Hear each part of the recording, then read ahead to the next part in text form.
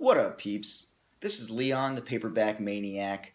I am very excited tonight to be bringing you guys part 2 of the segment that I call Mailbox Horrors, in which I showcase the many things that have been arriving lately in my mailbox. I've got some pretty cool little treasures to show you guys today, so let's get right to it. The first few books are from Diamond. I've been on a Diamond kick lately.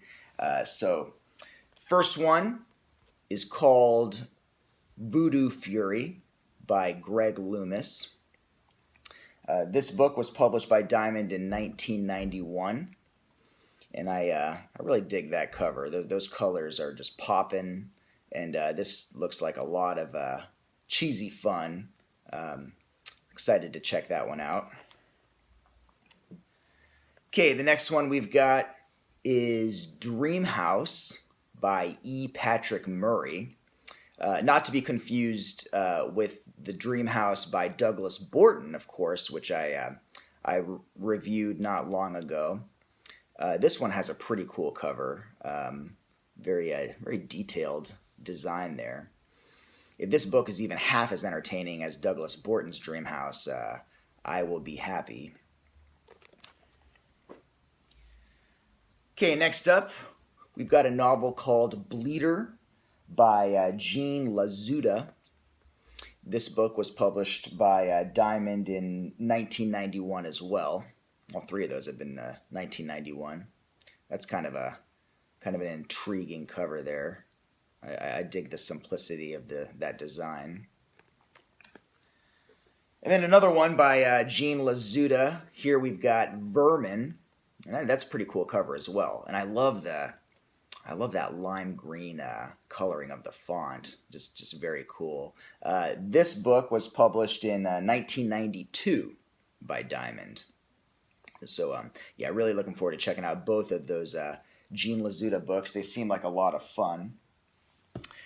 Okay, next up, we've got a book called The Lurker by Jason V. Smith Jr.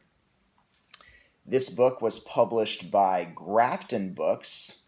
This edition was published in 1991, though it looks like it was originally published in 1988. Looks like a good old stalker horror, which is always fun. Okay, I'm pretty stoked about this one. This is one that I had never heard of, but I just kind of came across it. This is called The Mall by Sarah King. This was published by Paperback in 1987, and it's apparently, Christmas-themed horror.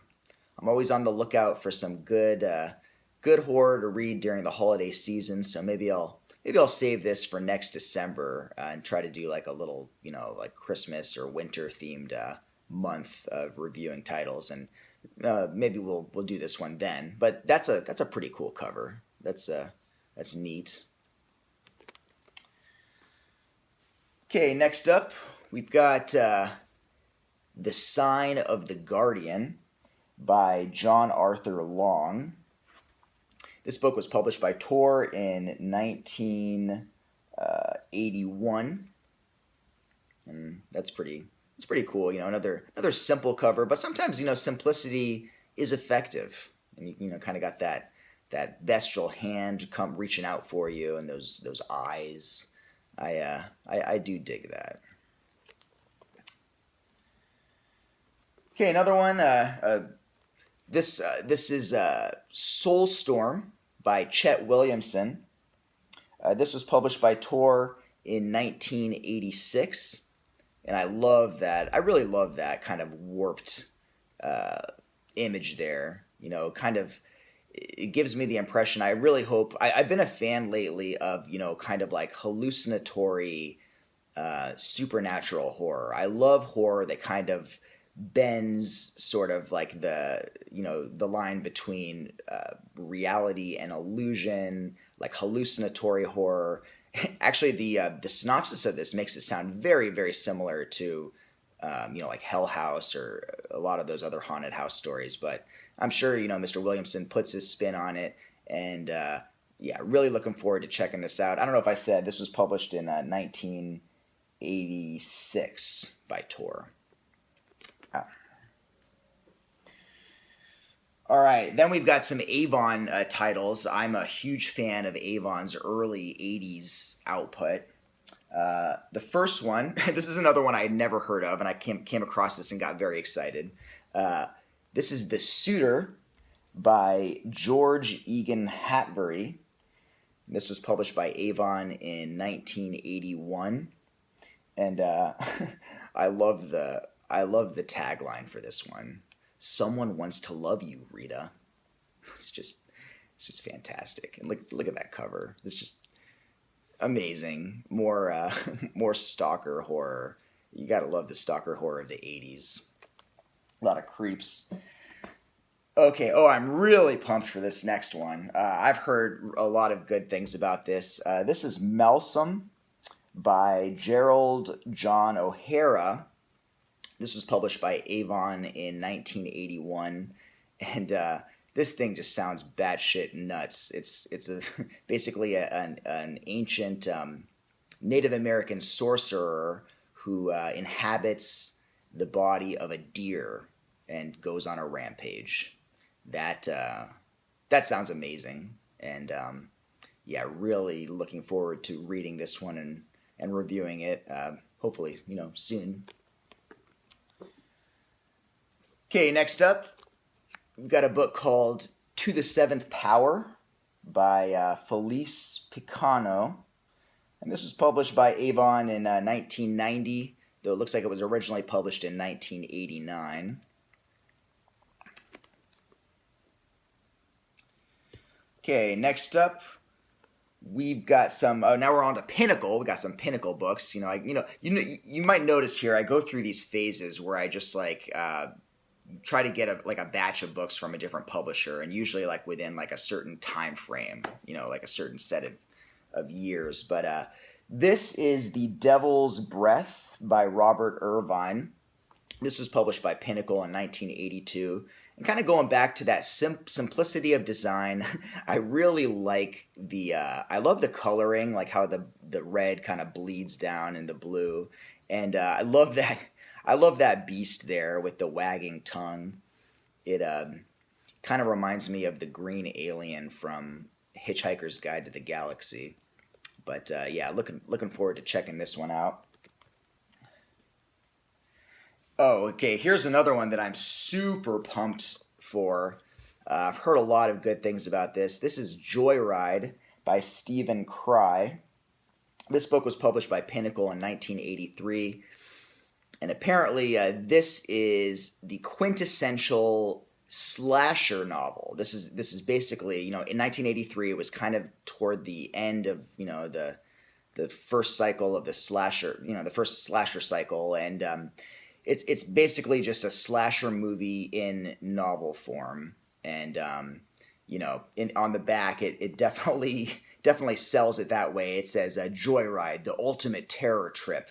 More horrifying than Halloween, more grisly than Friday the 13th.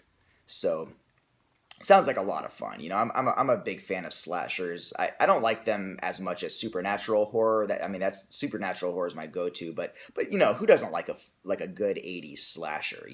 I like all of it. I like the actual legitimately well done serious stuff like Halloween and My Bloody Valentine, but I like the cheesy stuff too, stuff like Hide and Go Shriek or Slaughter High. I believe this probably falls more into the former category of the kind of more self-important, serious slasher, but it sounds like a whole lot of fun, and seems like it's fairly well written too from the little bits I looked at.